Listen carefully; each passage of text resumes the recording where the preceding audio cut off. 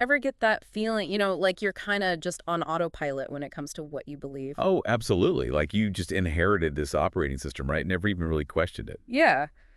That's exactly what today's deep dive is all about. It's based on this talk called Get This Rebooting Humanity. Jedgy, right. Totally. And it really makes you think twice about, well, everything. Like, what if our beliefs aren't really ours? What if we're just running on someone else's download, so to speak? It's a mind-blowing concept, and the speaker, they lay it out really clearly. They start with this idea. Most of us, we haven't consciously chosen our beliefs. It's true when you think about it. We're kind of born into them, aren't we? Exactly. It's like, imagine uh, a map of the world, right? Yeah. But each religion is shaded a different color. You just see these big blocks of color. Makes you wonder how much of what we believe is just geography, just where we happen to be born into. Whoa. That's a powerful image. And kind of scary, right? Like, what if I'd been born somewhere else? Would I believe completely different things? Right. And that's precisely the point this talk drives home. They call it the factory setting problem. We might tinker around the edges as we go through life, update a few things here and there. But those core beliefs, that underlying code, it usually stays pretty much the same. Huh. Never thought about it that way. It's like those default settings you never bother changing on your phone. But, okay, so we kind of inherit these base level beliefs. So what? What's the big deal? Well, that's where rebooting humanity takes this really interesting and kind of uncomfortable turn.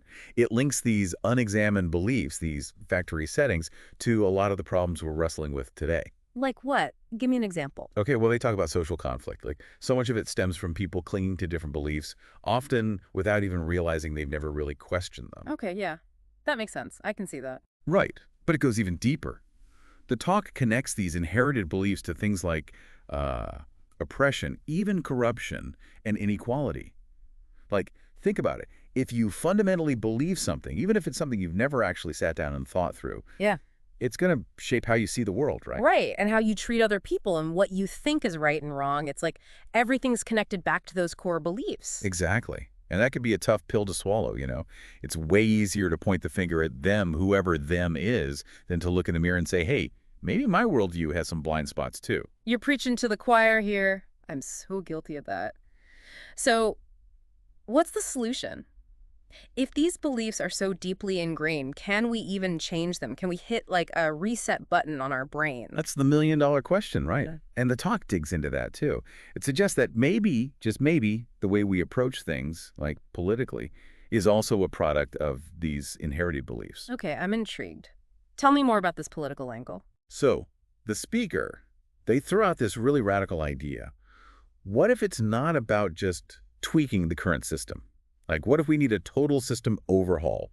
What if it's the underlying code itself, the very ideas of government and authority that need rebooting? Whoa, that's next level stuff. I can see why you called it radical. It's definitely not your average dinner table conversation, but that's the point of this rebooting humanity talk, right? It's about challenging those deeply held assumptions, the ones we don't even realize we're making. It's like shaking the snow globe and seeing where everything lands. Exactly. And at the end of the day, the talk really boils down to this. If we want to see real change, lasting change in ourselves and in the world, it has to start with each of us. It has to start with self-reflection. Not just criticizing other people's beliefs, but actually turning that critical lens inward. Yikes. That's a lot harder. For sure. And the talk, it acknowledges that. It's not easy. It can be uncomfortable, even painful. But it's absolutely essential if we want to break free from these inherited, unexamined beliefs and create a world that's more just, more equitable, just plain better. So where do we even begin? Well, I think it starts with awareness. Just realizing that our beliefs, even the ones we feel most strongly about, might not be as objective or set in stone as we think. Like, they could be shaped by things we haven't even considered.